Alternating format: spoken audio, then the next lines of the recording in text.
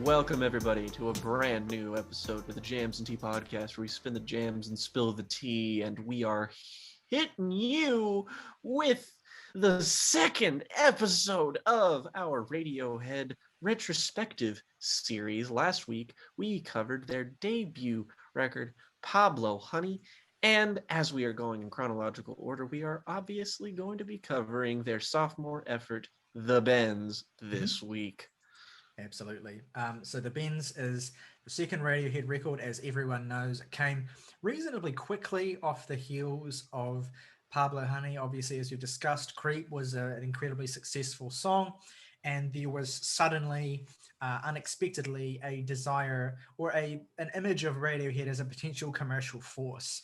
You know, when you have a song that is as huge as Creep, there's a certain level of pressure immediately put on you to see what you will do next and how you will capitalize on that commercial potential. What is the follow-up? I imagine it in the same way as like when I watch Todd in the Shadows One Hit Wonderland videos, which I love. Yeah. Creep could so easily have been one of those songs, and you can imagine Radiohead in the position where they're thinking quite carefully about what they want to do to build on it. I mean, what's interesting is that famously, Radiohead and Tom York specifically are very I don't know if ashamed is maybe too strong or too emotional of a word, but they don't care for Creep. They kind of wish they had never written it. It was useful to the extent that it got them the commercial success they needed to make the Bends and work with a high-profile producer, John Leckie, on this record, whose work and contributions I'll get into. But in a certain sense, there is Creepers kind of hangs over Radiohead and hangs over this record, and I think even OK Computer to an even larger extent, even though they transcend it even to an even greater degree there. But there's a sense where you have to imagine Radiohead in this position in 1994, writing and recording this record throughout that year at many locations, including Abbey Road Studios. Thinking about what is going to be the logical next step. How are they going to develop their sound? How are they going to please the expectations that have been put on them without compromising their artistic vision, which is increasingly becoming more clear and solidified? I mean, for reasons that we touched on in the Pablo Honey video, there are reasons why Pablo Honey is perhaps not the result of the level of creative focus that Radiohead might have wanted to give a record like that, for reasons related to the success of Creep and the desire for them to get a debut record out.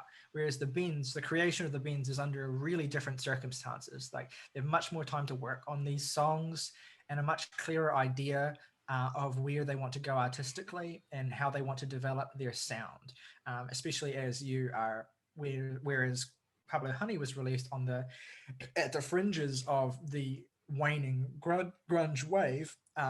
The Bends hits like right in the midst of the Britpop wave, and again, not a Britpop record, but absolutely in terms of the narrative of rock music, particularly in the UK at this time, the Bends is really singular and really important, and a part of, and incredibly influential as well in terms of what would follow it and the bands that it would influence. Anyway, the Bends releases in March of 1995. It has a number of singles, 6 charting singles on this record, many of which are some of the band's most beloved and revered songs. And in many ways, many people will happily tell you, and I'm sure Morgan will be one of them, that this is a classic record, that it is a full masterpiece in its own right. And so how do Radiohead make such a dramatic improvement, if you were to follow that line of thinking with regard to this record?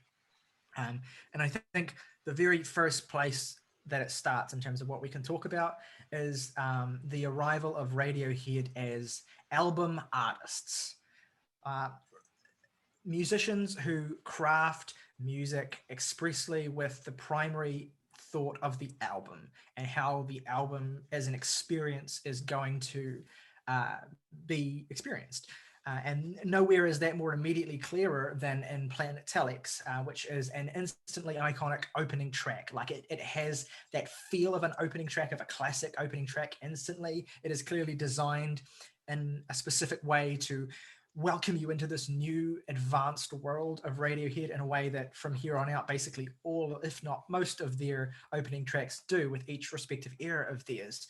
But Planet Telex is particularly remarkable in this regard. It is like being beamed into a new universe. It is such a, in terms of the way that it sounds, in terms of the sensory overwhelming nature of the mix of this song, and everything about it is just, it instantly transports you and places you in this new realm. Um, Johnny Greenwood, Johnny fucking Greenwood, the has progressed leaps and bounds in terms of what he is able to do with his guitar. And I mean, we are not even remotely close to the peak of his creativity in that regard. But and already it's immediately clear from this first track how he has developed as both a performer of the guitar and also as an artist who uses the guitar in creative new ways. In terms of like the way that he generates dense landscapes. He's not just throwing down a riff to center a song. He's creating an atmosphere as well as generating a riff. And that the credit there also has to go to Ed O'Brien as well, who was a fundamental part of the atmospherics of all Radiohead records, particularly with regard to the guitars and stuff. And the tremolo pedal driven effects that Johnny uses on this song to when that main melodic line like comes into place, it kind of reverberates and shimmers, and it's dreamy but also like really immediate. There's a really great fusion on this record between the dreamy, between the twinkling beautiful sounds and the harder edged real kind of guttural riffs of this record as well. And Planet Telex is a beautiful moment of harmony between those two aspects of their sound. You also have immediately a greater presence of Johnny's brother Colin in the rhythm section, the bassist of this record, advancing his own level of complexity and laying down a fantastic bass part on this song that is not needlessly complex, but also much more interesting than most bands would put over a track like this. I recommend when listening to any given Radiohead record to, with the exception of Pablo Honey, to just sit down, put your headphones on and just listen to the bass on each song. Listen to what Colin's doing. He's almost always doing some fuck shit, for lack of a better word. Like he's almost always just like creating a rhythm that is much more creative than it needs to be, but also isn't needlessly creative. It elevates the enjoyment of the song. And that's what's so great about Radiohead's creativity as a band. And overall, I guess what particularly stands out about Planet Telex, above all else, is just how grand it is, how huge it is, how inviting it is. It truly debuts Radiohead as a band peerlessly devoted to the album format, as I said. The mixes here are just loaded with detail. One of my favorite parts of this whole record is that little guitar lick that either Johnny or Ed adds at the very end of the song, that down, down, down, down, down, down, down. It's such a nice detail that adds like such a melodic grace note to this opening track that truly shows to you that you are now in a world where there is going to be so much more detail than there has been before. So what does this opening track mean to you guys, and what does you think this track says about the record and what Radiohead are presenting at this particular point?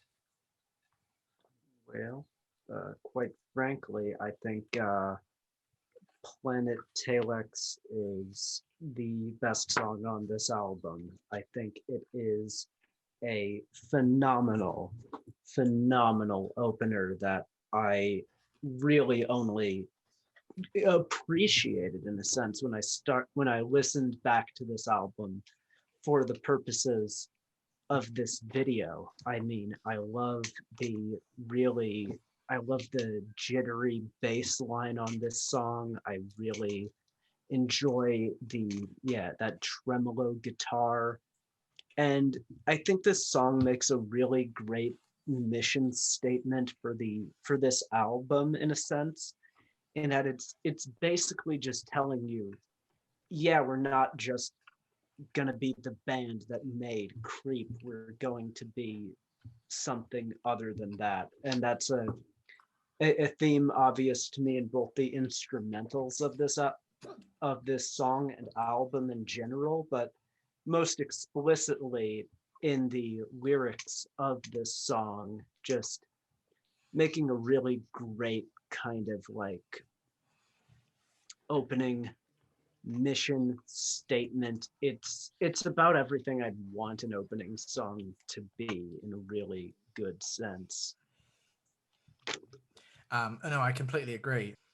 My relationship with Planet Telex in particular has been interesting, just because for the longest time it was my least favorite song on the record, and for the longest time I think from the years of 14 to 16 when I was a stupid child. Um, yeah, it's just so immediately fully and completely bowls over everything that was on Pablo Honey in terms of quality, that it doesn't realistically sound like the same band. Not just in terms of genre, in the way that the band who made Kid A doesn't sound like the band who made this album, but just this sounds like this a record that the guys who were making Pablo Honey were ripping off when they were making Pablo Honey. It like retroactively sounds like the blueprint of alternative rock for the next, certainly the rest of the 90s. And to that end, pretty much, has its hands in alt rock in some way, eh, up to this date. Um, Even if it is somewhat down to the fact that you don't get to OK Computer without the bends, and OK Computer is even more influential than this.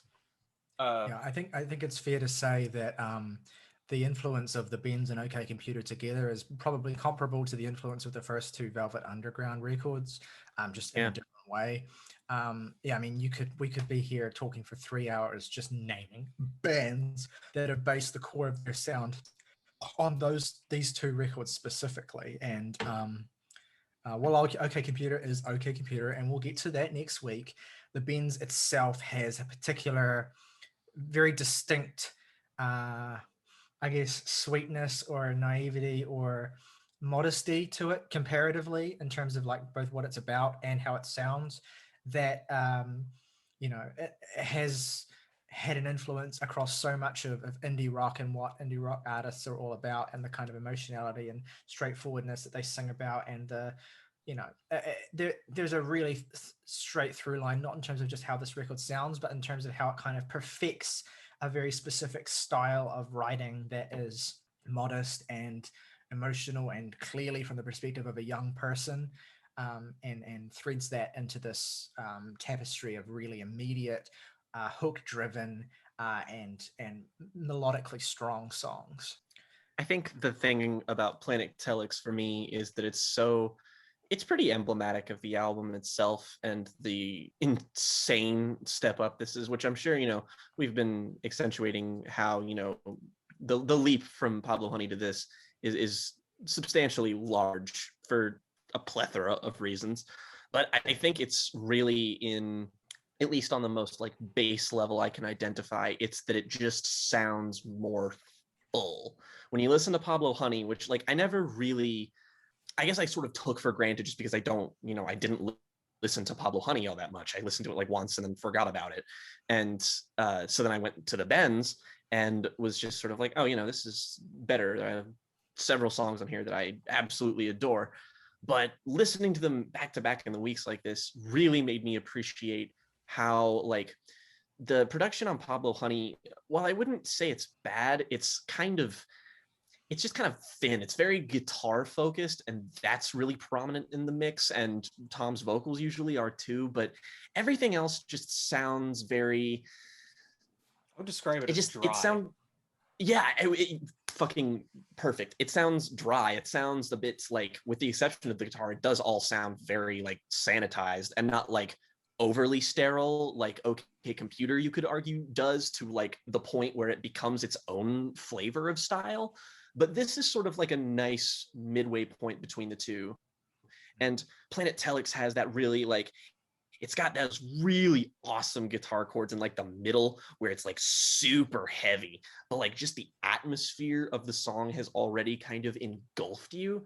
And, you know, it's just not a song that you would imagine coming from the people whose last album had Creep on it. It's just that's the best thing about the band, is that it does have an atmosphere to it, is that it does have a I would almost call it like, just, even though it is very like rudimentary and it is kind of like the blueprint for alt rock to come, it's also just like there's something, I completely lost my train of thought there. While it is the blueprint for this sort of sound, so argue that it's like sort of at the perfect point of its influences, of where it feels like it's not derivative of grunge, like Pablo Honey very much did feel like it was. Whereas this is just like, it's probably just because this is where the direction of rock music was going in the 90s, especially by 95. I mean, you could argue that the entire musical landscape was basically different in that tiny 2-year span. But the thing I love about it the most is just that it sounds like it has impact. Is that, you know, you hear Radiohead and you're just like, oh, they're the sad band and they have all the, you know, songs that they have Creep and you do the crying and the boo, but not Planet Telex just kind of goes. And like a lot of other songs on this album, it just kind of goes. So, And you know, I'm glad you brought up the sound difference as well, and like, because that's really folds perfectly into the next point I was going to bring up, which is, you know, why does this record sound so much so different and so much better and so much more expansive than the previous record? And a large part of that, while of course we have to attribute to the increased confidence of all 5 members of Radiohead in using their instruments and trying to reach for unconventional chord progressions, unconventional sound effects, and ways of like layering their instrumentation and stuff, a big part of the cred here has to go to the producer of this record. Now, I said last week that all of their records from this record onward were produced by Nigel Godrich, and I was actually wrong. Nigel Godrich does produce one song here, which is the track Black Star, and his role in crafting the Radiohead sound is essential and will be an aspect of the music we have to talk about on every subsequent record, particularly the next one. But the majority of the production on this record is actually handled by a different legendary British rock producer, a man by the name of John Leckie, who is responsible for a number of incredibly important rock records. Those include the Stone Roses self-titled album, the early records of XTC, The Falls, This Nation Saving Grace, and Ben Sinister. And then after this, he would go on to also produce the first 2 Muse records. Interesting that they chose him to produce their first 2 records. But yeah, he has he brings a focus and a clarity and a dynamism to the sound here that was totally lacking on the previous record. And part of his ability to do that is the fact that at the time he produced this, he had been producing major records for over 2 decades. And so Leckie is this seasoned producer that I imagine they were only able to get because of the budget they were given for this record and the profile of Creep. So in a certain sense, there's this ironic, you know, the relationship with Creep is kind of ironic because, as I've said, like it's this, you know, this kind of chain they have to wear around their neck, this kind of chain they have to carry around. In their words, as they would describe it on this record, it is an iron lung that they rely on to breathe, and yet also it is the reason they're able to have the means to make this record sound the way that it does. And so My Iron Lung is it wasn't the place I was originally intending for this discussion to go next, but maybe it is the best song to discuss next because of how meta it is in this regard. Like, this is a song explicitly about Radiohead's relationship with the music industry and with the expectations that are put on them and how they feel about that, essentially. Tom writes very bluntly in this song. Let me get the lyrics up real quick so I can specifically quote it. He says, we're too young to fall asleep, too cynical to speak. We're losing it, can't you tell? We scratch our eternal itch, our 20th century bitch. We are grateful for our iron lung. The chorus is a deliberate reference to major like record label heads. The head shrinkers, they want my everything. My Uncle Bill, a reference to money. And my Belisha Beacon, which is a reference to the lampposts that appear in British crosswalks. So a guiding light. And then there's the even more pointed lyrics in the third verse: suck your teenage thumb, toilet trained and dumb. When the power runs out, we'll just hum. This is our new song, just like the last one, a total waste of time, my iron lung. So this notion of frustration with the desire that is thrust upon them to conceive another hit, essentially, and the ways in which they feel already, even at this nascent point in their career, they're being kind of used. And it's not the most like there are definitely, I think, some growing pains on this record in terms of Tom York's lyricism that he wouldn't fully overcome until the next record. But the pointedness of this song in particular and what it is about, I think, is quite meaningful. And what makes it work is that this writing and this track is matched with one of the most I guess, confronting and strange arrangements on the record as well. Like, it's still very much a rock single. It was released as the single, and it still very much, has that classic structure and stuff. But just the guitar tones on this track are so different from most of the rest of the record as well. Johnny has this kind of really like flingy kind of sound that he uses, and it's kind of almost sounds like detuned or dissonant at certain points. And then when the chorus comes in, it's just like an explosion. It's so loud and abrasive. One of the most abrasive parts of the whole record. And so I think it's interesting, it speaks a lot to where Radiohead are at and what their desire is, and how their fact that they're just, despite the fact that they want to move forward with this record, they're still also wrapped up in these particular concerns about their identity as a band and their creative force, essentially. What do you guys think of this song? I like this song a great deal. And I think that you pointing out its instrumental variance in terms of what else is on the record is key, because I don't know, this could totally just be me, but in terms of what they're going for instrumentally, and especially there at the beginning, there's sort of a little like what I think is supposed to be a kind of a fake out. You sort of get that intro of that like guitar tone that sounds kind of woozy and like brittle in a weird way. It just sort of comes on. It's like it's kind of got like a break in it at points, and it like that line, like that chord progression like shows up like at the end of some of the verses throughout the song. And I think at the very beginning there's sort of this like that build of that chord, and then instantly it's like there's this one moment where you're like, oh shit, the song's about to start, and then immediately it's just Tom doing like the most gentle possible delivery.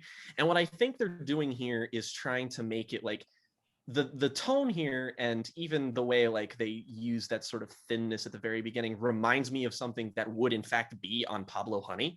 And I feel like they're sort of like taking the skeleton of a song that they would have made on that album and sort of building on top of it to sort of match the thematic thing that they're going for. Because like it's that this song has so much like tiny sonic details that you can go back over and over again and sort of listen to, of just being like, wow, this tone here has like this punctuated like brittleness. It's like there's this just it really does feel like every single instrument and every single sound on this song specifically was like slaved over in the mixing to be exactly the way that it is. And I think it gets that point across very well. I like that sort of idea of using of building upon a pretty simple kind of light instrumental, and then sort of like when the chorus comes in, sort of kind of breaks the door down a little bit and kind of subverts what they were doing beforehand, but also it's a genuine expression. It's kind of like the Tethered of the worst Radiohead song, Pop Is Dead, where they're talking out their asses and being pretentious and stupid, and that's everything that you would expect a pretentious Radiohead song to be in its thematic content, whereas this is a lot more self-critical and interesting. And yeah, it's not exactly the most nuanced lyricism in the world, but that's kind of why I like a lot of the stuff on this album, is that it's like I want every band to have the bends where everything is fundamentals, basics, it's their personality and it's emblematic of them, but it's also just something that's like comparatively maybe easier to listen to than some of their more adventurous outings. And I feel like this strikes a great balance. And this song particularly, I think, is a great example of that. And I'll just, before the rest of you tune in, I just found some additional information about the song that I'll throw out there to inform the discussion. Jake said it's kind of like the pop is dead tethered. I would say, like, I would agree. I would say it's even like, more specifically, it's like Creep's tethered. Like Yeah. and you touched on it with like the explosive chorus, right? It has like on a very two-dimensional level a quite similar musical structure to Creep. It's just that the sound is so different and more advanced. And there's a couple of quotes here that I want to bring up. So My Iron Lung was actually the first single released for this record. It was released on its own EP in 1994, I think 6 months before this album came out. And Radiohead say they specifically wrote it in response to the request from their record label EMI to record a single that would repeat the success of Creep specifically. And so the iron lung is used as a metaphor for the way that Creep has both sustained Radiohead and constrained them, which is something I already touched on when I brought that line up. And Tom says specifically, people have defined our emotional range with that one song, Creep. I saw reviews of My Iron Lung that said it was just like Creep. And when you're up against things like that, it's like, fuck you. These people are never going to listen, which is a very pointed point as well. They recorded this track early, obviously, in the sessions for this record. And some cool details is that Johnny used a Digitech whammy pedal to pitch shift his guitar by 1 octave, which creates a kind of glitchy lo-fi sound. And even more creative is that Ed O'Brien's guitar contributions. He used an EBO, which is an electronic sustaining device, on his guitar to create a drone sound in his guitar tone specifically. It's basically a bow for a violin or cello, but electronic and through an electronic guitar. Yeah, so that's like that you hear throughout the verses. That's what that is. So that's like a cool. Those two pieces of tech are cool examples of how Radiohead are going above and beyond. And like, you shouldn't inherently praise a band just for using a creative pedal or a creative effect, but it adds to the point of the song, to the disorientation of the song, to the mixture of the familiar in the song in terms of the structure, the echoes Creep, and the different in terms of the fucking everything about it lyrically and in terms of the point of the song. Like, it's a great debut single in so many different ways, and it's perfectly representative of where Radiohead are at in terms of their creative place at this point in time. I mean, it literally sounds like somebody warped the tape of Creep. Like, what that would come out like if they played it so much that it. This is just like Creep. Fucking people, man. I mean, fuck. Shut up. Right. You ever just not listen to the music that you're reviewing? On the subject of the song itself, every time you ask, what do you all think of this song, I'm going to be like, I fucking love it. Which is I could make a video on this album that will be as long as this video by myself, and I'm going to not do that. But My Iron Lung is one of the most genius and enduring statements of alternative rock in the mid and eventually late 90s ever. It's the promise of the Pixies, essentially. August, I'm curious to hear what you think of this track in particular and the things that we've said about it. It reads to me really as a big development on the on the far and few in between more melodic tracks on Pablo Honey, kind of like Liturgy. It reads as taking those ideas and kind of stepping up and refining them in a way where I'm a lot more satisfied with it. In general, I think this song kind of gives you a window into what Radiohead are doing and thinking with a lot of this album, in that they're like, okay, like Pablo Honey, you can, like, I think on both Pablo Honey and the Bends, you can pick out the influences of what's, like, we had a whole section of our Pablo Honey video where we were just rattling off the influences and what parts of what influenced what. And we could do that for the Bends too, but I don't think it would be necessary, because what's important about the Bends is that, and this song being kind of the epitome of that, so to speak, is it takes those same influences but makes something more of its own piece with those influences. It creates a song where it sounds like this is a song by Radiohead, not this is a song by a band influenced by X, Y, and Z. Is a lot of the way I feel about the kind of this song and the kind of assuredness it presents in its instrumentation and its lyrics. Mm-hmm. Absolutely. I completely agree, and it's, yeah, I feel it very meaningful that they chose this of all tracks to release as their single.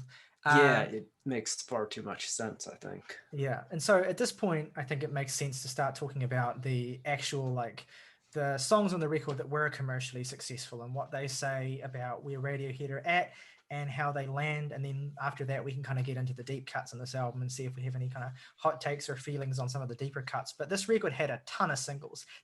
It's a 12-track album. And it has 6 singles, one of which is a double A side, so technically 7 singles if you include both of the songs that are released together. The second single was the double A side of Planet Telex and High and Dry. The third single was Fake Plastic Trees. The fourth was Just. The fifth was Street Spirit, and the final was the title track. So a number of singles on this record. Their label was very vigorously pushing this record, particularly in the UK. What is interesting, though, is that this was absolutely by no means really a commercial success in the US upon release. In fact, it's performed disappointingly as far as the label was concerned, which is interesting. And that, I think, speaks to a certain aspect of this record where it doesn't really have a creep. Like, it has songs that are, as enduring and that we remember as well as Creep, but it doesn't really have a song that sits in the commercial mainstream in the way that Creep does. And I mean, you can argue that Radiohead never would again, maybe Karma Police, but even that feels like a stretch. What the record has is 6 singles that were incredibly successful in the context of alternative rock radio and MTV.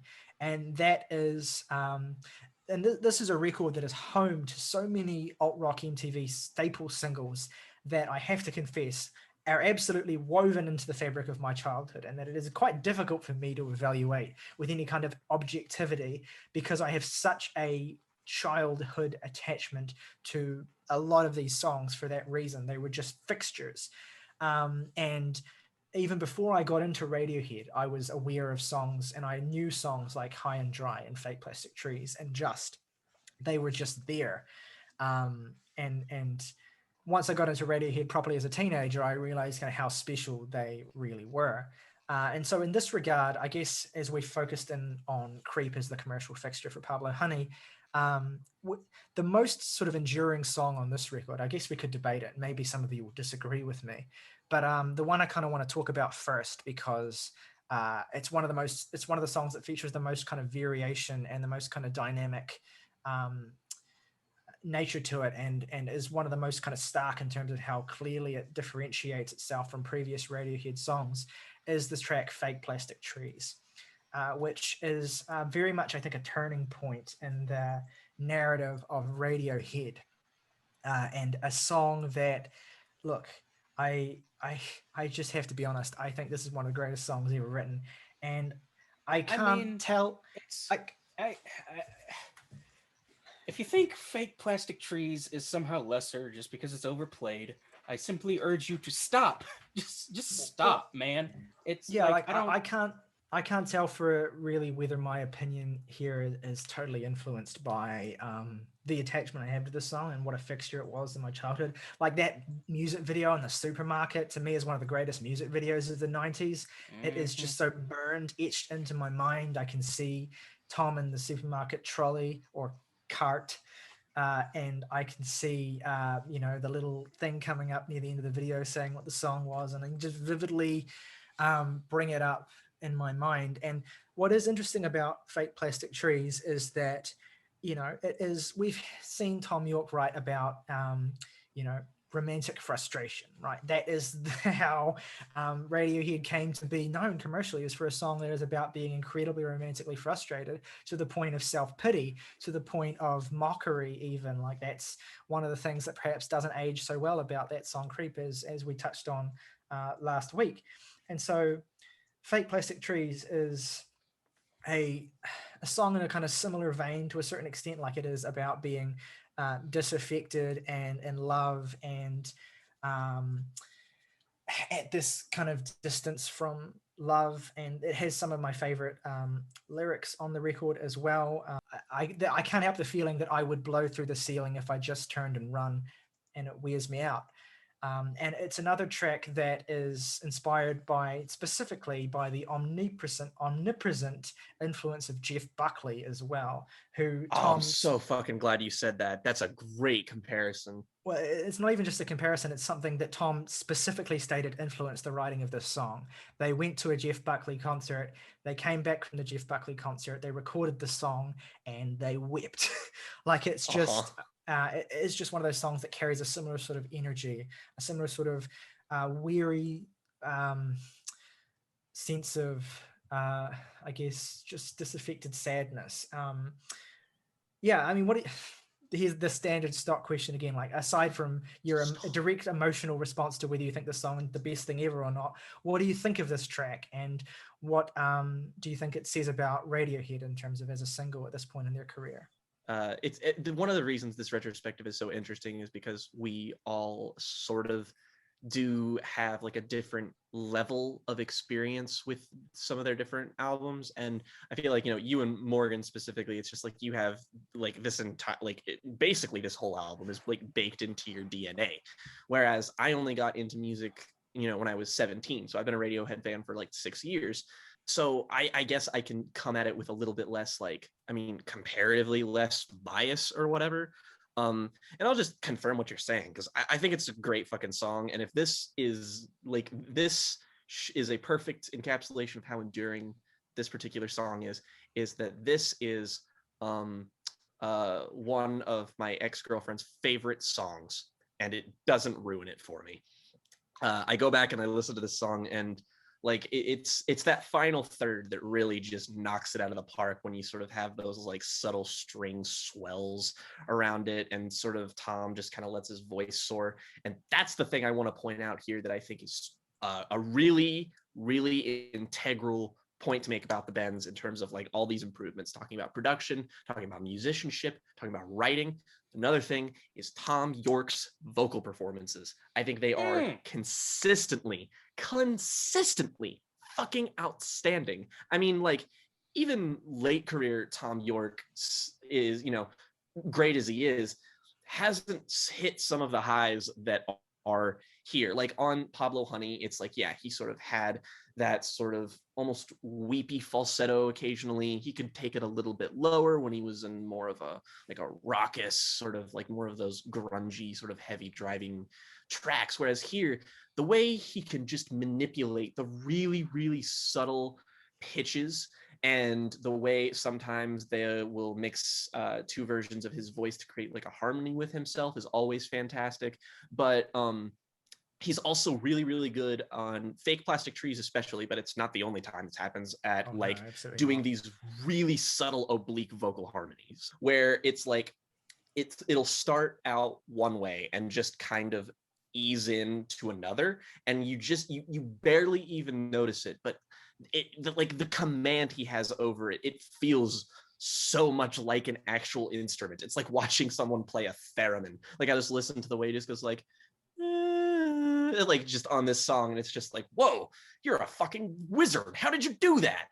I can do that. I was gonna say, he has this talent on this song vocally that he And it gets back to the kind of just sheer melodic sensibility that this band has for like really great melodies, is that are also like kind of unconventional. They're great because they feel like immediately pleasing to listen to, but they also like Yeah. have a bit of a complexity to them, like the way he goes like the fake plastic love. Like he Yeah. has this way of ascending and descending in terms of like the scale and the way that he modulates his melodies, and the band as well, that gives it this extra wrinkle that makes it really satisfying, but also like original as well in its own way, even within this kind of alt rock template that it's working within.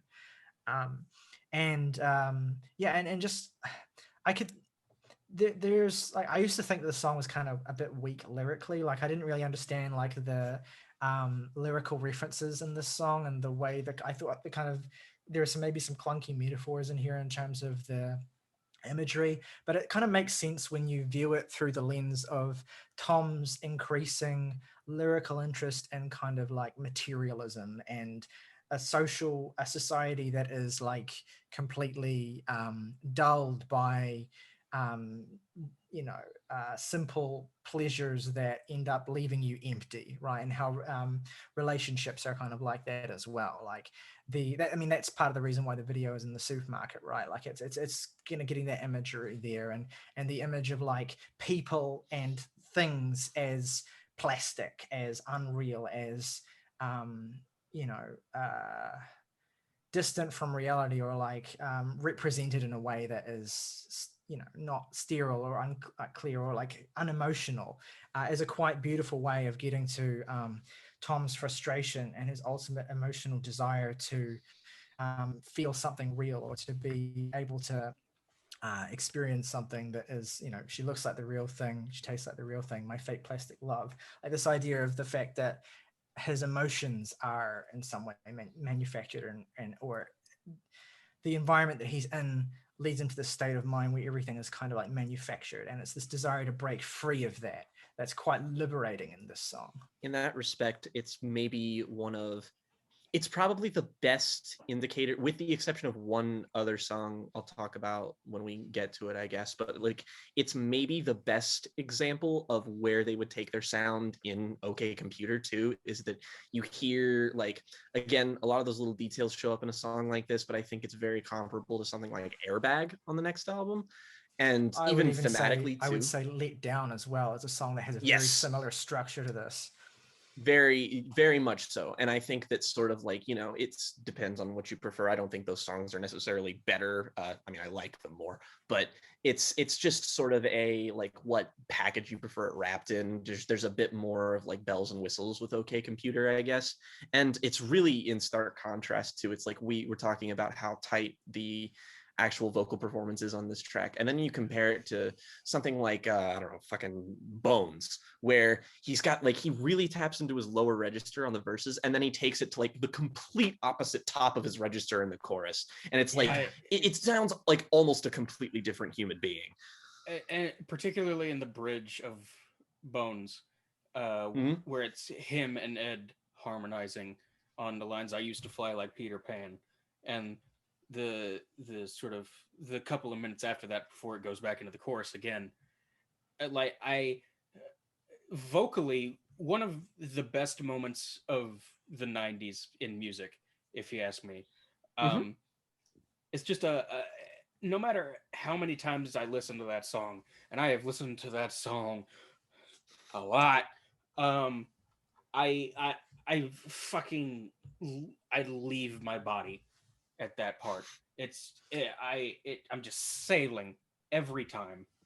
Yeah, that note that he kind of hits and sustains in that song towards the very end is kind of mind blowing. Like, I'll freely admit, Bones is probably one of my least favorite songs on this record, and more of a comparative thing.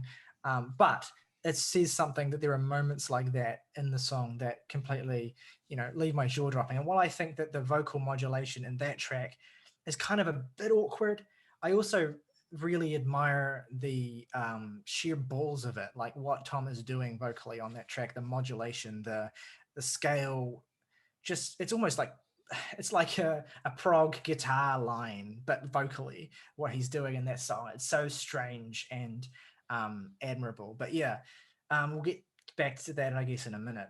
On the subject of the lyrical content of Fake Plastic Trees, I think what's important to note is that it's sort of materialism as a sort of defiance of the inevitable and how much of a waste of time that ultimately is. I think particularly of the lines, he used to do surgery for the girls in the 80s, but gravity always wins. We, as people, tend to utilize materialism and the products of it to quiet the anxiety of the inevitable things in life, whether it's your death, the death of a loved one, uh, the loss of one of your, you know, products of materialism, maybe even, um, or just, in the sort of in the way of depressive cycles that a lot of people go through, just the inevitability of the next depressive cycle, because you can psych yourself into being anxious about your next depressive cycle when you're not even in one. And in so doing, you sort of lean on materialism and buying things as a sort of way of just putting a cap and a damper on sort of lingering mental health, really. It's like that, it's that line that my fake plastic love, like you're in a state of complete suspended empty, like vacancy, and you are needing, like, doing what you can to manufacture your own happiness. It's more full as a theme. It is more fully examined on later Radiohead songs, but it's interesting. I wanted to shift the focus, put this focus on the song.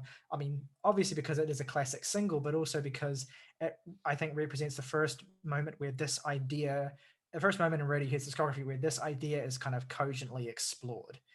Though I would be interested to see, August, if you have any particular feelings on this. Yeah, I think this track's all right. I'm not terribly emotionally invested in it, frankly.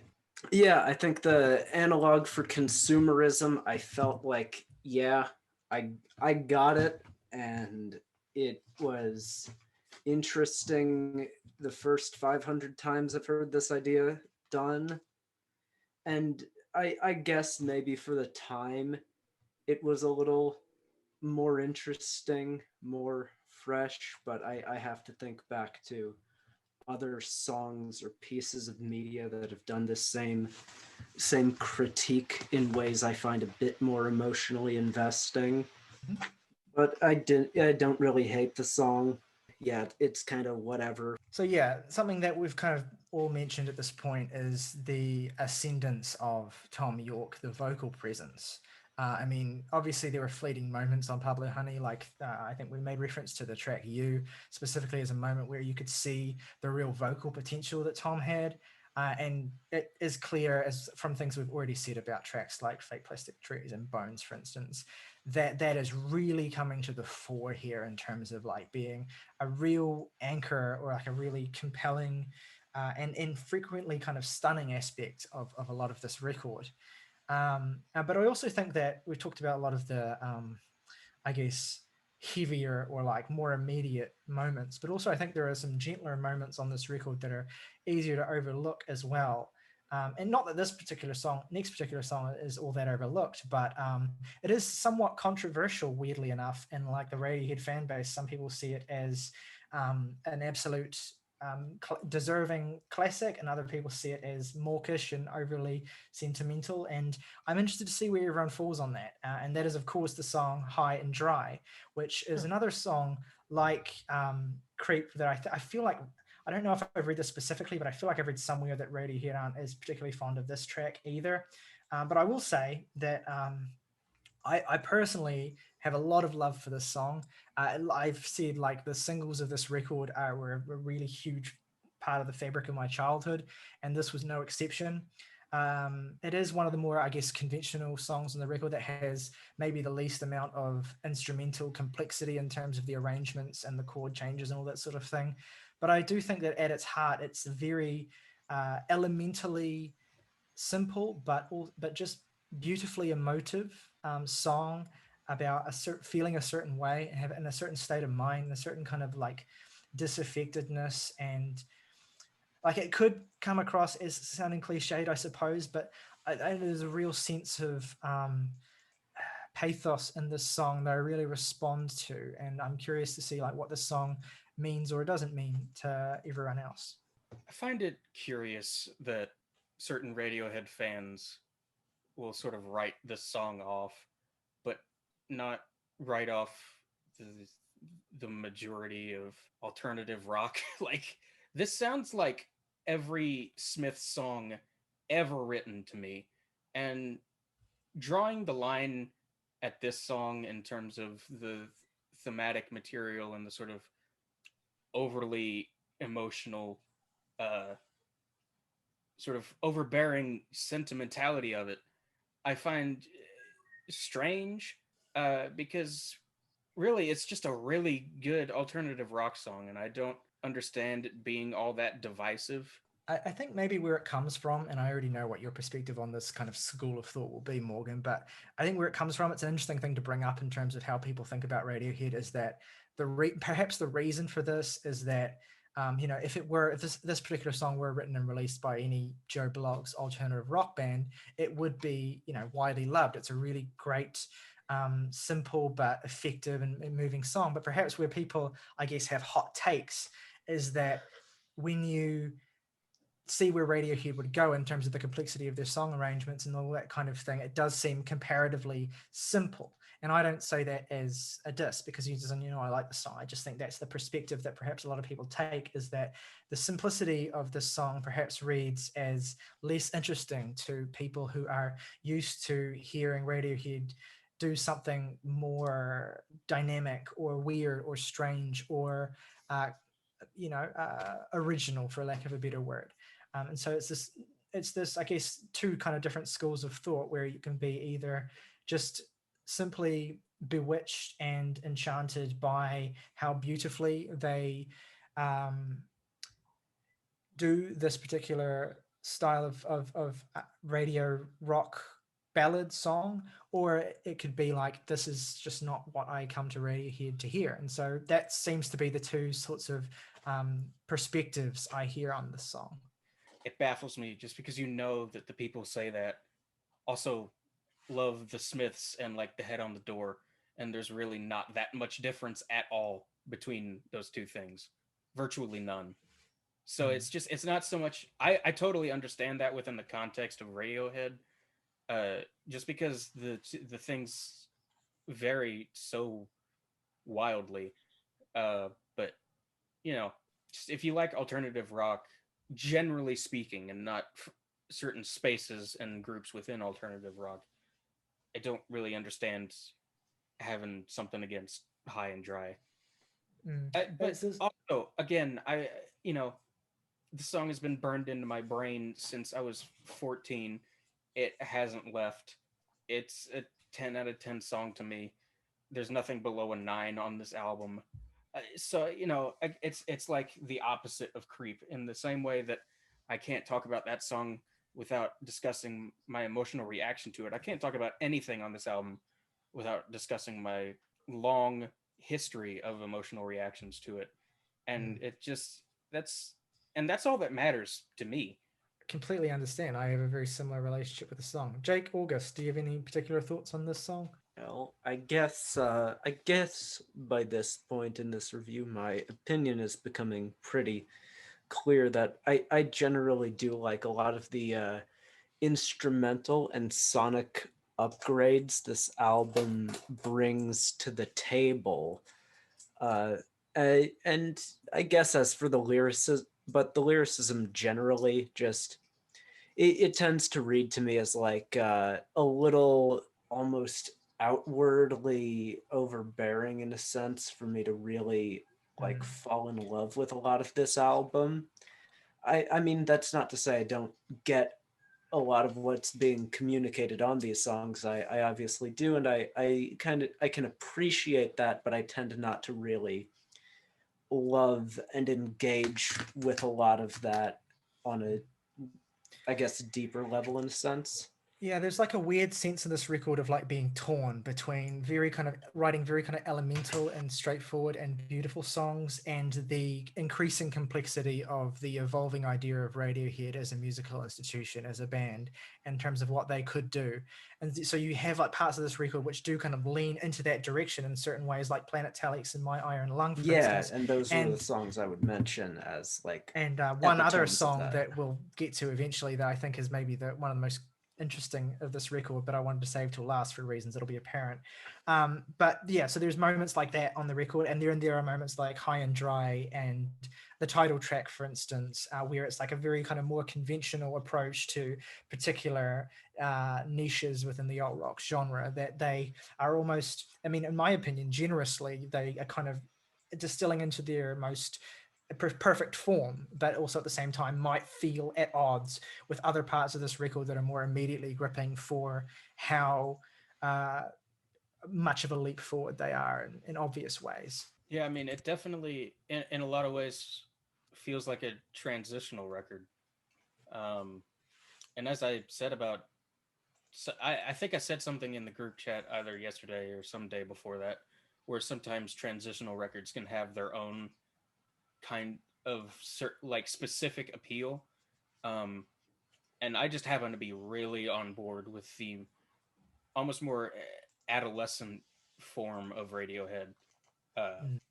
just as I'm on board with everything from here on out, more or less. Jake, anything you Yeah. want to add? I think it's interesting that you point out at least the like Radiohead fan base's reaction to this, because it's like I can understand every school of thought on this song. And naturally this is quite emblematic of how we all feel about it, is that High and Dry is definitely not my favorite song on here. That said, I do like it quite a bit.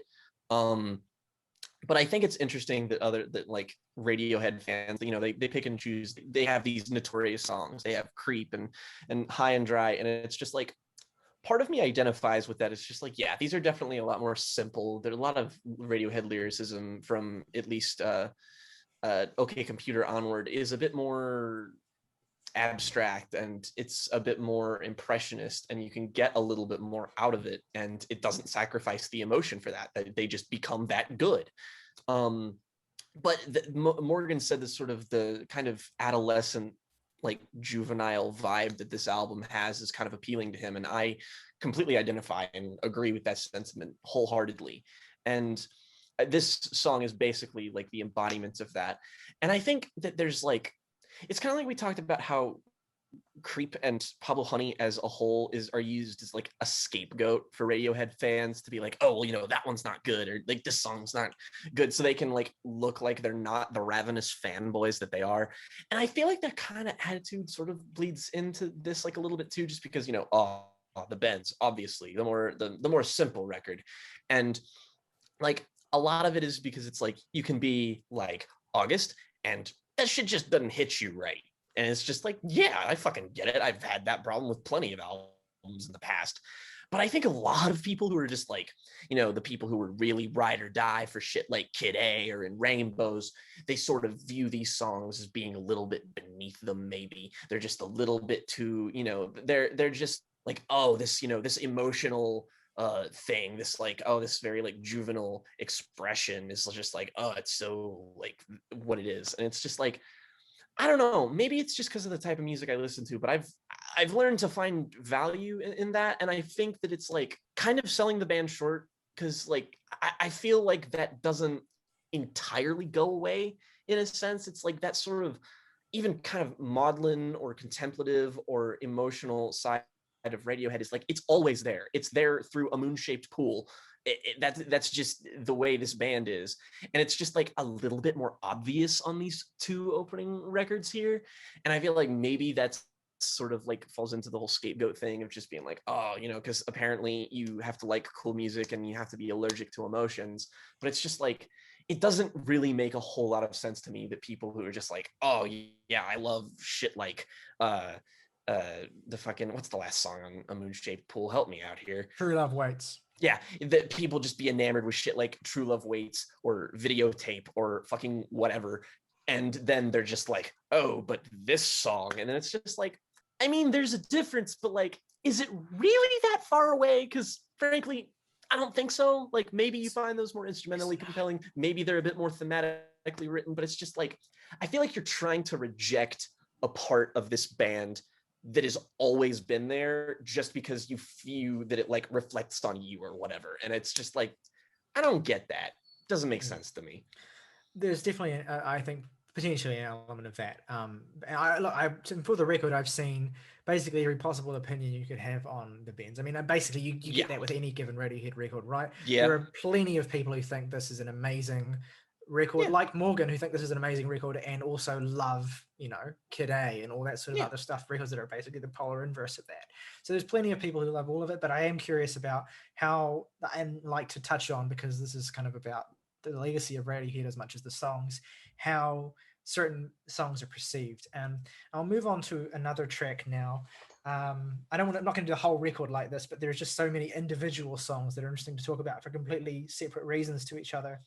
And so the next one I want to talk about is Just, which is a really interesting song. So we've talked about Radiohead making rock songs so far, like My Iron Lung, for instance, Planet Telex. We've talked about Radiohead making like proper alt rock bangers, essentially. But in many ways, in terms of that specific niche, not to say that this is the best song on the record or anything, but this feels almost like the most interesting example, in part because of the famous story about its creation, which is that Tom and Johnny had a competition to see who could fit the most individual unique chords into a song. And so as a result, you have this song that if you were to hear a demo of it, it would be very straightforward. It has very simple verse, chorus, verse construction, ends in a solo. And it's very much form fitted for radio, for the alt rock sort of sound. But then there's all of this complexity in the way that it's constructed that adds so much strangeness to it. Like obviously the different parts of the songs where you can audibly hear that trying to cram in all these different chords and like modulating in the parts of the song where it goes up the scale or down the scale really, really quickly. Really obviously interesting. There's also this great moment towards the end of the song where there's this really high-pitched squealing note that Johnny hits, and he holds it for a really long time before going into the final solo of the song. And that's like, a nice example of how you're taking this this alt rock song and you're adding all this weirdness into it that's not just there for the sake of it, but adds to the intensity of it all and the sentiment of the song as well. And I mean, that's also, you have your Tom York kind of just shouting at the very end of the song in the background, like literally, you must imagine him like 12 feet away from the mic and just hollering and stuff. And so there's a lot of interesting detail in this song. Also, incidentally, another song with a classic music video that I remember very distinctly from my childhood as well. But yeah, I mean, I'm very curious to hear what this song means to you all. In fact, I'm going to just skip this time and ask August first what he thinks of this song, because I could see August going either way on this particular track. Okay, so yeah, I was honestly kind of taken aback by this in a really exciting way, because I guess I should say my initial experience with this album some years ago was I didn't really get a lot, if any of it. So, I was like, I kind of remember the bookends being good, but the middle kind of being this kind of noticeable slog for me. So when this song came on, I was like, whoa, what? Because I love the way this song opens with that guitar line getting higher and higher pitched. Yeah. And really just the really fun idea. Like, I didn't know this song's backstory, but I could definitely pick up on like this really interesting idea to like make this song go all over the place, as like almost as much as humanly possible. That was a lot of fun. I love the way, I mean, it uses a fairly traditional kind of alternative rock structure on which it builds itself, and I think it takes that in a really interesting and fun direction, particularly with the solos on here. So quite frankly, I really liked this song. W. Um, yeah, this great song. What about Jake Morgan? Agree. It's great. I mean, it's just like, I mean, it's the most evident leap forward from the last album to this one, I think, is noticeable in that it accomplishes what all of those songs on Pablo Honey wanted to do, but it does it better than all of them, and B, it does it in a cooler way, because like once you figure out that whole chord thing and you listen to like just the entirety of the song, and it's just like, God, this doesn't even threaten on being anything less than fucking hard. And like you talked about, that like high-pitched moment near the end is awesome. And I also just kind of love the way it really abruptly stops, and then immediately you go right into My Iron Lung, and it's got that kind of, it's kind of that uneasy sort of thing. So it makes this part of the record kind of have its own weird kind of anxious unease in it, and I really like that. It's just a fucking hard song. It definitely upper tier tracks on the record in my opinion, but like, you know, you get so few genuine Radiohead like bangers to this degree in their discography, so I feel like it's a song that maybe should be appreciated thusly. Yeah, I hate to keep using this word because I know I use it a lot to describe songs that are like a little bit like this, but it also has like a kind of progginess to it. Like I think specifically of the midsection of the song where you just get this like really random part that goes where it's like gets almost jazzy and it's like like there's these really weird like collisions. These really weird collisions of different kind of sections that sound quite distinct from each other, but are kind of patchworked into this song in a way that like really works. So yeah, so that's really awesome and satisfying. Morgan, do you have anything you wanted to add on this track? It's fucking sick as shit I ever heard. I don't know. Yeah. And I think the kind of reason why I zero in on all these singles is that to me, this is an album with 6 singles, and I said, and to me, each one of these singles is interesting for a different reason, or does something different, even within the template of what this record is. Like, there's no other song quite like Just. Yeah. I mean, so the other kind of major song on this record I want to talk about, I want to save to the very end of our discussion, and that's Street Spirit. I think that makes sense to close out our discussion, but at this point, I'll kind of leap into a bit of a freeform discussion with some of the deep cuts on this album, which I suspect could be divisive. I mean, I know I have some takes, but I'll start with a positive take, which is I think the most. I talked about earlier how I think some of the gentler moments of this record are easy to overlook, and I think one of the most if you were to ask me what the most underrated songs of this early era was, one of the first ones that would come to mind for me is the song "Nice Dream," which which on its face is a simple, dreamy closure to the record's mostly slamming first half. But again, this is, I think, an example of a song that has more musical intricacy and gorgeous detail than it tends to get credit for. The arpeggiated melody, the gorgeous layering of guitars here, it's an absolute feast for the ears. There's this dissonant breakdown towards the end of this track that I always forget is even in it until I'm listening to it. And then because it's so it's like sudden when it happens, but it's also like integrated really nicely and then restores itself to its original sound by the end of the song. The craft of the way the song is put together, again, testament to John Leckie. You can even hear like slight echoes of the guitar tone and melodic elements here that would be refined and distilled to perfection on a song like No Surprises, for instance. But yeah, fun fact about this song as well, from a production standpoint, this song was John Leckie's attempt to make an alt-rock version of George Harrison's My Sweet Lord. Oh my God. So not that I don't think those songs are that similar, but when I read that, I could kind of see it, yeah, approach and similarity and stuff. And obviously, a surprise this hasn't come up, but I also kind of glad it hasn't, because it's kind of a wearying thought. But the influence of the Beatles on Radiohead as well are something you could potentially get into. But yeah, I really wanted to shout out Nice Dream, because I think that song is really special. There are other deep cuts on this record. Is there anything else anyone like wants to shout out or talk about in terms of other songs on this record? I feel compelled to shout out Bones again, but for an aspect of it that we didn't talk about initially, which is Colin fucking Greenwood.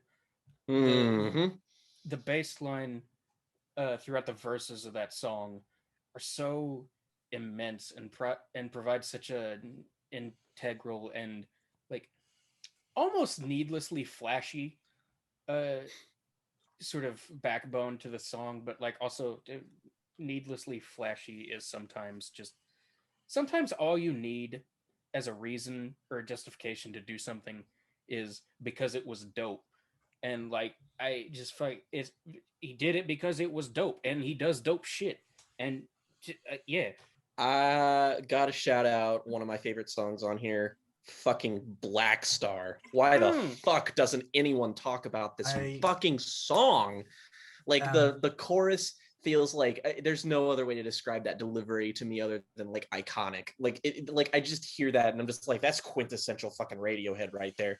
Guitar riffs in this sub fucking lime, just and like the way it just sort of has that loud quiet dynamic between the verses and the chorus is just like it just makes it really like pick up and just sort of kind of shoots the end of the album in the arm. Like you have it right between Sulk and Bulletproof I Wish I Was, which also Bulletproof I Wish I Was, fantastic song, great song. I know can see people not digging that because it's a lot gentler, a lot more reserved, but I really fuck with that track. I don't know if this is a hot take, but I prefer the latter half of the album to the front half. But my feeling on this record, and I think this take will probably be controversial, is I feel like it's structured. The two halves of this record are very similar to me in that both halves have three classic songs, two songs that are good but don't personally do a lot for me, and then one really underrated song. And the underrated song on the first half is Nice Dream, as I said. And I would completely agree with Jake that the underrated song on the second half is Black Star, which there's so much about this song that I agree feels classic. I love the way it fades in. I don't normally like fade in or fade outs, but it fades in a sense, and it feels like it's been going on forever. And you're just kind of like glimpsing this moment in its existence. What's this? What's about to happen here? And it's not just that the chorus sounds so classic, but it also, I think, is one of my favorite choruses of this record. The lines, blame it on the black star, blame it on the falling sky, blame it on the satellite that beams me home. And I like these lyrics because it's a great description of a feeling or an idea that is across this record that would come to prominence in the next Radiohead record, which is this idea of not being able to communicate or being at a distance from the people you love or the world around you, kind of being isolated. And in this song specifically, not acknowledging your own responsibility or your own culpability, blaming it on the falling sky, blaming it on the chaos around you, blaming it on the black star, blaming it on the satellite that beams you home, that sense of not being able to understand or choosing not to understand the distance that's growing between you and either a person you care about or the world around you. In many ways, it feels like a continuation of some of the ideas of Fake Plastic Trees, for instance. And it's in the idea of that is an eternal fodder for rock songs. But I really like the way it's thoughtfully examined here. And it's one of the most poignant moments of the record for me. That said, as I said, I think that both sides of this record have a couple tracks that I think are definitely good. I don't think there's anything bad on this record, but don't do too much for me. Really spoken on the fact that while I love elements of Bones, and I would agree with regard to Colin's contribution specifically, and some of the vocal notes that Tom hits, that song doesn't do a heck of a lot for me, nor, I'm sorry to say, does the title track on this record, which... Title track is pretty handily my least favorite, honestly. Again, I don't mind it. It just feels, particularly coming after Planet Telex, it feels kind of a bit too, and I hate to say this because I could equally describe High and Dry in this way, in a positive way, but it feels kind of conventional. To me, the title track here is the song that most reminds me of the first record, even though it's audibly, of this album. Like, obviously it wouldn't fit the way you hear it here. It's obviously full of detail and stuff. But there are also some of the lyrics on the song, like, I wish it was the 60s, I wish it could be happy. Like, not the kind of Tom that I find very compelling. But it's fine. I don't think it's the worst song on this record. In terms of the second half, Bulletproof, I don't mind the song. It doesn't do a heck of a lot for me. But I can't hate on it. I certainly think that it provides a nice breath of fresh air after the two ragers that precede it. Really, the only song on this record I think that is outright mediocre is Sulk, which, I don't know, maybe there's a hot take that song is underrated. Probably, I'm sure there's one Radiohead fan out there, if not multiple, who probably would ride for that song. But to me, I kind of ride for it. Personally. Fair enough. Like, to me, that is the most anonymous track on this record, and also the most lyrically inane as well. I want to say, I never, under any circumstances, ever want to hear Tom York sing the line, "You look so pretty when you're on your knees." No, thank you, Tom. To me, this is the only this is the only song on the record I would outright call filler. But I'm certainly open to being told off by anyone who cares for it. I'm sure they will let us know. If those are my only kind of real issues with the record, is that there are definitely moments that don't compel me as much and feel like Radiohead haven't quite yet reached the point where they can, even though they're, as I said at the very start of this discussion, even though they're really consciously thinking about the album experience, and it is immaculately structured, like even the songs I don't care for are in the exact right place that they should be in. More or less anyway. But it's just, some things don't quite land as consistently for me. I don't have a justification for loving Sulk. I just like it just goes. That's really, the lyrics are inane. I also don't find myself given much of a shit. So fair enough. I just like the way it sounds. Yeah. August, do you have any takes on any of the songs we haven't discussed yet, apart from the closer, which is going to be its own thing? I guess what I'll say is I find all of the singles quite memorable, even if I'm not super into them. I find the melodies and instrumental bits quite memorable. I'm honestly not really a fan of any of the deep cuts on here. I don't hate any of them per se. I also just don't have a single strong feeling towards any of these songs, with the exception of Sulk. I was crying when I heard that line about the "on your knees" line. That was so funny. I was like, oh my god, are you serious? Yeah, growing pains. We'll call it growing pains. Yeah. Especially because women on their knees in front of Tom York, really, they still only get to his chest. Somebody needs to smack that boy with the horny stick. Yeah, and I bring it up because, we talk a lot about how musicians are secretly, very horny, and that's a thing that comes across in a lot of secretly. Yeah. But I honestly think that that's a weird, to me, that's never really a thing I've gotten from any Radiohead at all. It's very much just not that, and this is a weird kind of exception that feels so out of place for a left field moment in that song. It feels a little Rivers Cuomo-y. Yeah. The Weezer comparison stands less strong, but still in the background. Actually, I take it back. No, there are actually moments on, multiple moments on In Rainbows where Tom gets, let's say, sensual. I was literally about to say, I do not believe that any member of Radiohead had sex before In Rainbows. Yeah, In Rainbows is like the sound of a band that just got so laid. They're just they were getting head in the studio while recording. That's what In Rainbows sounds like. It goes without saying because of the name, but Happy Pride. Yes, there we go. But anyway, so we've discussed most of this record, but I've deliberately left till last the closing track on this record. And I think you'll all probably understand why I've done that. It is a song, regardless of where everyone falls on this track, it is a song that unquestionably stands out as the most unique thing Radiohead had made in their career up to this point. I don't know if any of you would disagree with me on that. No.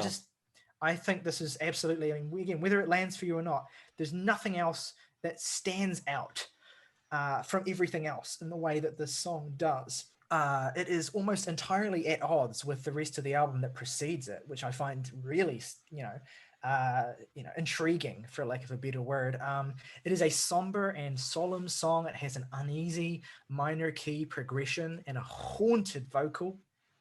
Tom has on multiple occasions said that he finds this particular song incredibly difficult to perform, usually plays it, if at all, towards the end of a show because it just completely psychologically saps him of all of his energy.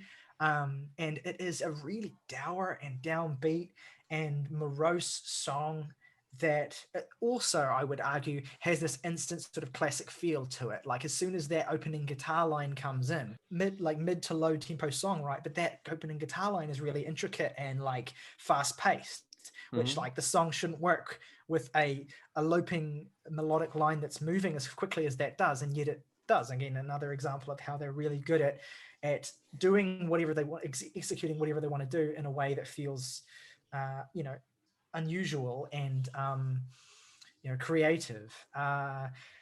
So yeah, Tom has said this is basically one of the darkest songs he's ever written.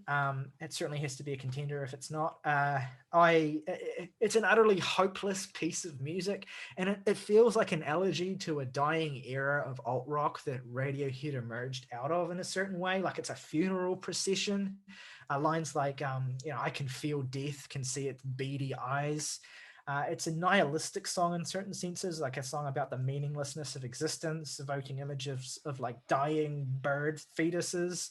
And it's just really like, and also, and again, another song with a classic music video. If you've been of that MTV era, like famously black and white, very dour and dark and just depressive. So yeah, it's a song essentially about like the tragic futility of trying to make sense out of a world that is simply born of chaos. And elements of the chaotic world will become lyrical staples for Tom across the next two records specifically. So it's interesting that those elements are preceded or perhaps foreshadowed by a sentiment here that is essentially all of this means nothing. Tom offers sentiment to end the record: immerse your soul in love. And I'm curious to hear how you feel about that line. I think it could equally be a genuinely hopeful rallying cry, or like a genuinely hopeful suggestion of how to overcome this nihilistic darkness, or it could be a totally ironic line. I used to feel that completely, that it's just an ironic, deadened shrug of a line that ends the record in this very sort of sarcastic place. But I've kind of moved over the years into a position where I'm not really sure how to read it. And I think also, I don't want to get into this too much because we can't all comment on it because August hasn't heard it, but I think that considering how the next record opens, it's quite meaningful that this album, The Bends, concludes with what is essentially a funeral march. Radiohead waving goodbye to this record, to everything it represents, to all of the influences and the sounds that are channeled and funneled into this, that not exclusively all of them they would drop, but a lot of them they would kind of move past. There are moments across this record, whether in the musicality of something like this, Just, or Planet Telex, or in the lyricism of something like My Iron Lung, where you can sense Radiohead still reaching for something greater than they are at this point. And even though it stands apart from all the other songs, Street Spirit, I think, is the closest that Radiohead get to that on this album. I get that, but on the other hand, just as Radiohead never made a song like this before, Street Spirit, they never really made anything like it again. It's everything else is more melancholy when it's sad, depressive Radiohead instead of outright nihilistic staring into the eye of the void itself and having it stare back through you. And it's just, I think it would be safe to say that then we'll never get this horrifically sad again, except maybe like videotape, and you could debate that. Um, I'd yeah, throw in True Love Waits as well, but maybe that is, Yeah. I don't know, less worldly nihilistic and more kind of like crushingly bleak in terms of Dex Dark is the one that comes to mind for me. but like lots you could probably cite from later in their career. yeah, but I I still, I still don't think any of them really compare to the sheer level at which this is the like. I think the best way of putting it is, I think Tom's most famous quote on the song says that performing it live and looking down at everyone singing along to it is like looking at your dog wagging its tail on the way to be put down. And like, Holy shit. like it's Oof. the fact that that fits the emotional tenor of the song tells you pretty much everything you need to know. Because you know this Yeah. band isn't afraid to get dark or bleak, but fuck me, like Skeleton Tree by Nick Cave and the Bad Seeds has difficulty being this hopeless. It's it's certainly like surprising. Like it always surprises me when I listen to this record through and I get to this song. Like it takes me so off guard. Anyway, I could see this perhaps falling flat for you, August, but I am curious to hear what you think about this song and what you think about the significance of having this song on this record and ending this record with this song. Yeah, that's mostly what I wanted to comment about, actually, because I think, to me, the significance of ending the bands with a song is, it to me feels a lot like it is this kind of almost ironic defeatism you're getting from this, in the sense that with that line, the immerse yourself in love ending this album, I think is purposeful in the sense that, to me, it indicates like an irony and a like kind of almost parroting. It feels like kind of ironically parroting a phrase that's been forced down your throat again and again, to kind of, in a weird way, tie in with the consumerist themes, the vaguely consumerist themes about this album, and using something like I guess like a live, laugh, love or something as like a way to like just kind of seeing a message that is so generic and plastered across everything, like immerse yourself in love. That doesn't really mean much of anything if you think about it. Not that it makes a difference, but it's immerse your soul in love. Immerse your soul in love. Yeah, it does. Immerse your soul in love.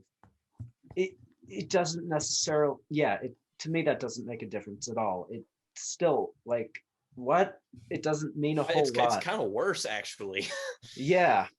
And like, I mean, coming after lines about, you know, cracked dead eggs and dead birds screaming as they fight for life and that sort of thing as well. Like it's difficult not to read that line in the kind of ironically detached mode, especially because I see it as a kind of a callback to, like, I think of it, we were talking about before about one of the key lines in Fake Plastic Trees, like my fake plastic love, this idea of like that's exactly surrounding yourself with some kind of shallow comfort to distract you from the encroaching existentialism, which again comes to the fore on the next record as well. And to me, this is like a bitter sneer, like immerse yourself in the love and just being at your absolute lowest. I think that's really what this song, I guess, in a sense, represents to me as an album closer.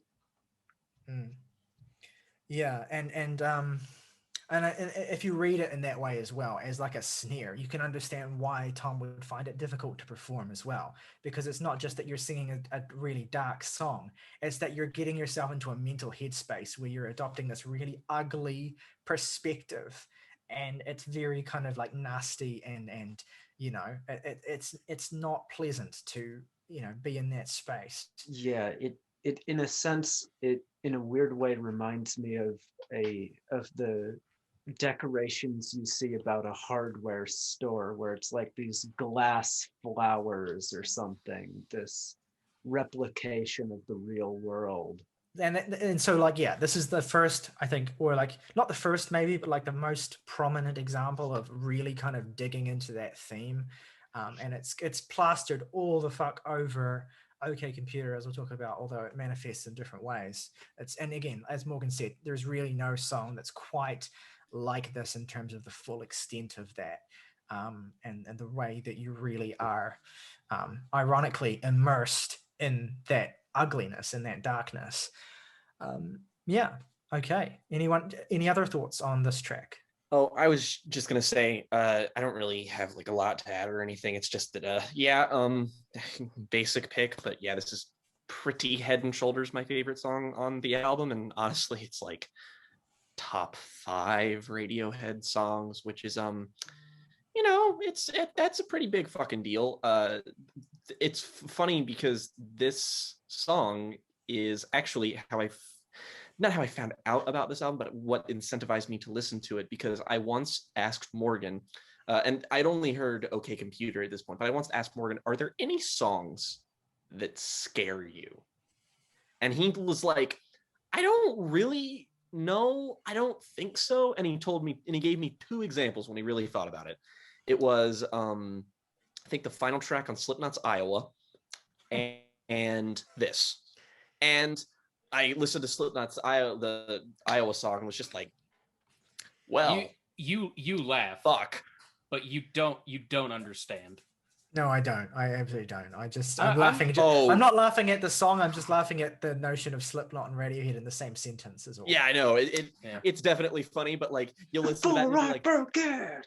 But I listened to it and I immediately was like, I didn't really understand what he meant at first, and that kind of just made me listen to the song over and over again, because my first reaction to it was just like, what is this? Like, I didn't have like Center for Ants.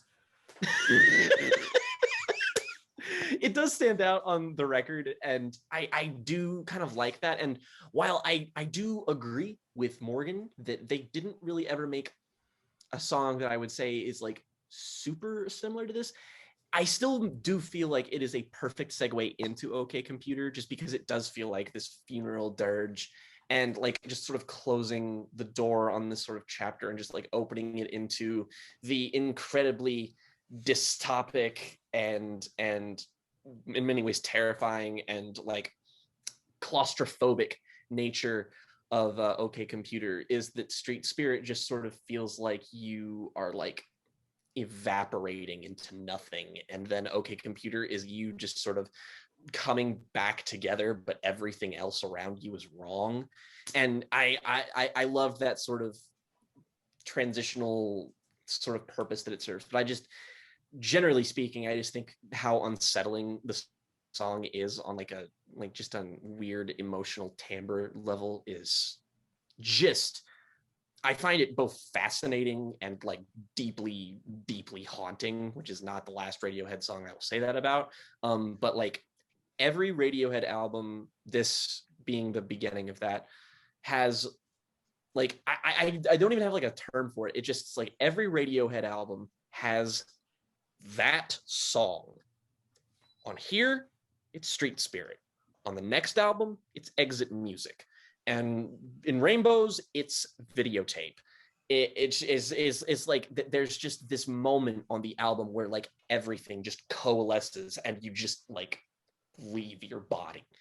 And that's what this song is. It's the first time they ever attempted it, and they did it fucking perfectly. Just to wrap up on this record, briefly, I think one element of this song that stands out for me in terms of quiet effectiveness is, I've talked a lot about this record about how, you have like the band experimenting with interesting chord changes, like melodies that go places you don't expect them to go, like vocal melodies that go weird places you don't expect them to go, like weird guitar flourishes and stuff. And then you have this song where Tom York is almost singing in a monotonous tone. Like he's almost like, da, na, na, na, na, na, na. I can't, like there's even less melodic variation than my very poor, like he does this thing at the end of the lead lines where he'll go like up on the last syllable, but for the most part, like he sings in this very dour, like single, like there's not much melodic variation in the song at all. And so that's, I think, one of the things that makes it so effective, is that in a record that's characterized by this bombastic experimentation with like how you can perform alt rock and explore melody and stuff, you end in this place that is ironically the least creative in that sense, and the most kind of static. And that's the fact they're able to do that and make that effective, despite the fact that it's the kind of thing and principle that we roundly mocked the last record for. Just the idea of that monotony is, like, I think, kind of a beautiful grace note for this record as well, and apart from what the song's even about, and just in terms of that.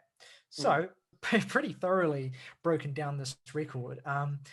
I just want to have a chance to see if anyone wants to talk about any of the B-sides for this record at all. When they released My Iron Lung, they released an EP alongside it. I don't consider it an essential release, but I just made you all aware of it in case you wanted to check it out. Yeah.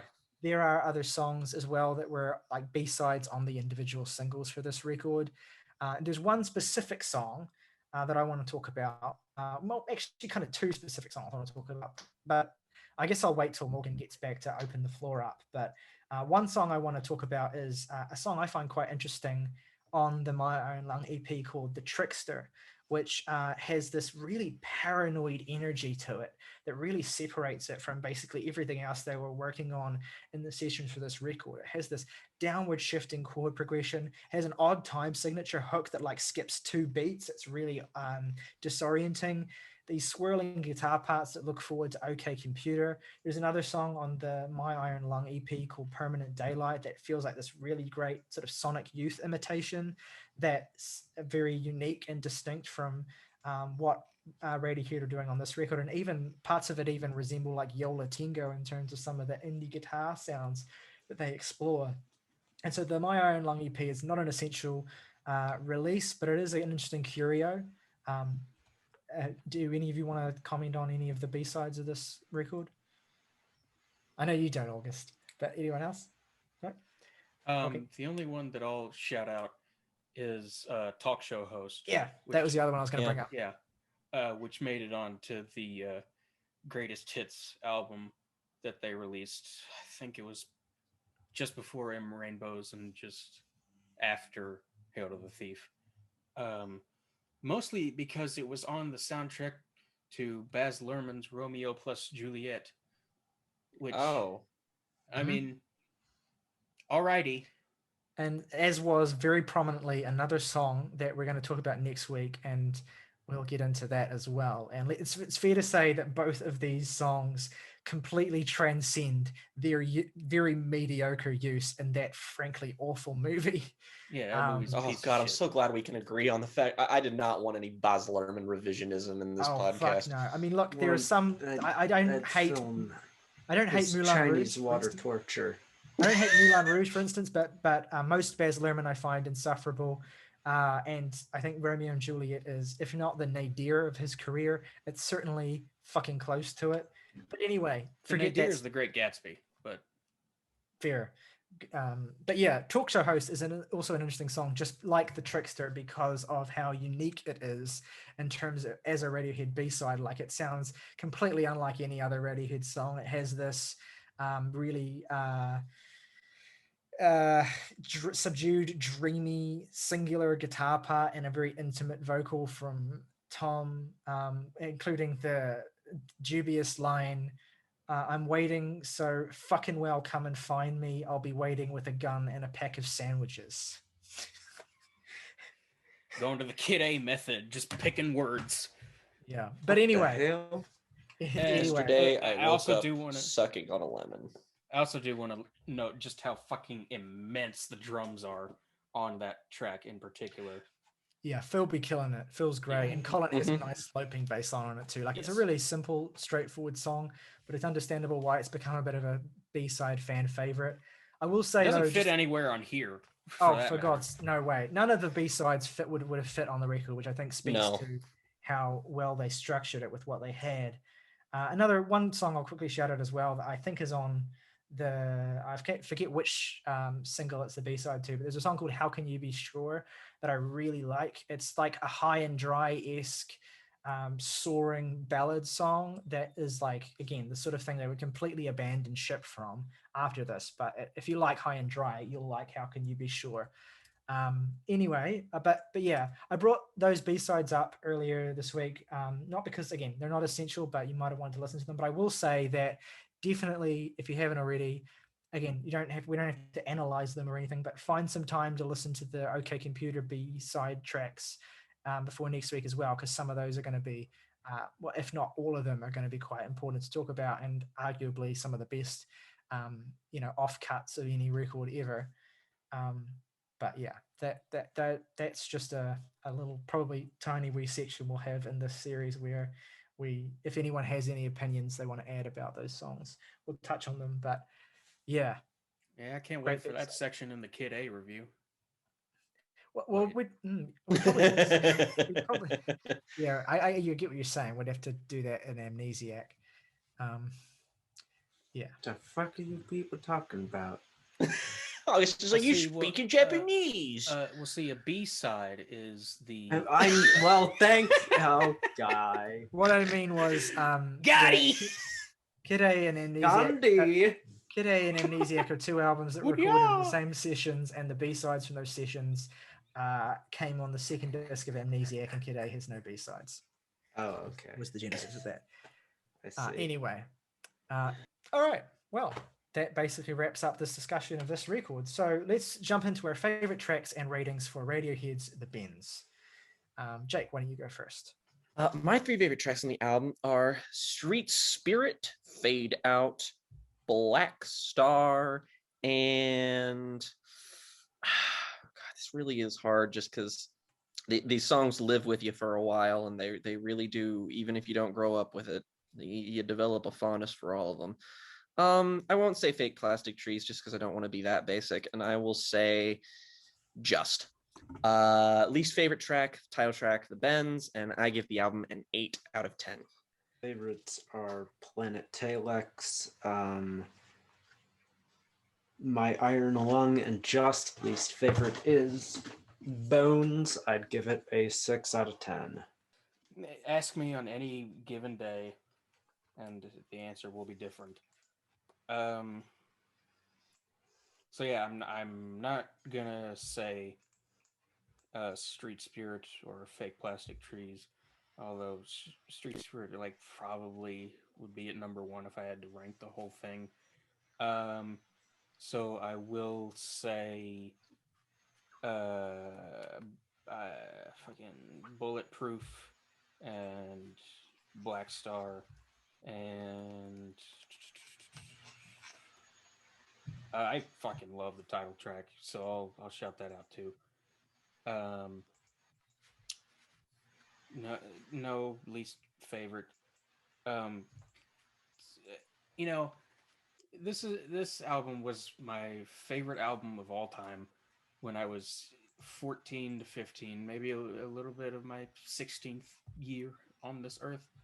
And it's still immensely special to me in the way that when I turn it on and listen through to the whole thing, it becomes my favorite album again, and I'm 14, 15 years old again. It just so completely transports me to that time, and every emotion that I felt when it was my favorite album becomes just as real and as vivid as it was then, and it's a 10.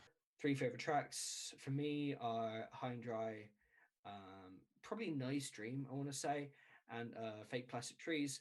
In terms of least favorite song, I'm going to say probably Planet Telex, maybe for an opener. It's one of the weaker songs. And I'm going to give the record an 8.5 out of 10. And my three favorite tracks are, let's say, My Iron Lung, Street Spirit, and it's really tough. Got to be Fake Plastic Trees. Least favorite is Sulk, and I give this record an 8 as well, as Jake did. So that gives us an average rating of 8.1 out of 10 for this record. Other albums that we've given an 8.1 include Boris's No and Carole King's Tapestry. So, take from that what you will. And yeah, so let us know in the comments below, what does The Bends mean to you? Did we, I fucking hope we didn't miss anything in talking about this record. But let us know if we did. Regardless, let us know what your thoughts are on this record in the comments below. What are your favorite tracks? What does the record mean to you? And yeah, basically anything you want to say, let us know in the comments below. Make sure you like the video. Make sure you subscribe as well so you get notified of the next video in our series, which will be hitting the same time Thursday next week. So yeah, stick around for that. And as always, August. Rock over London, rock on Chicago, Kleenex. It feels good to feel.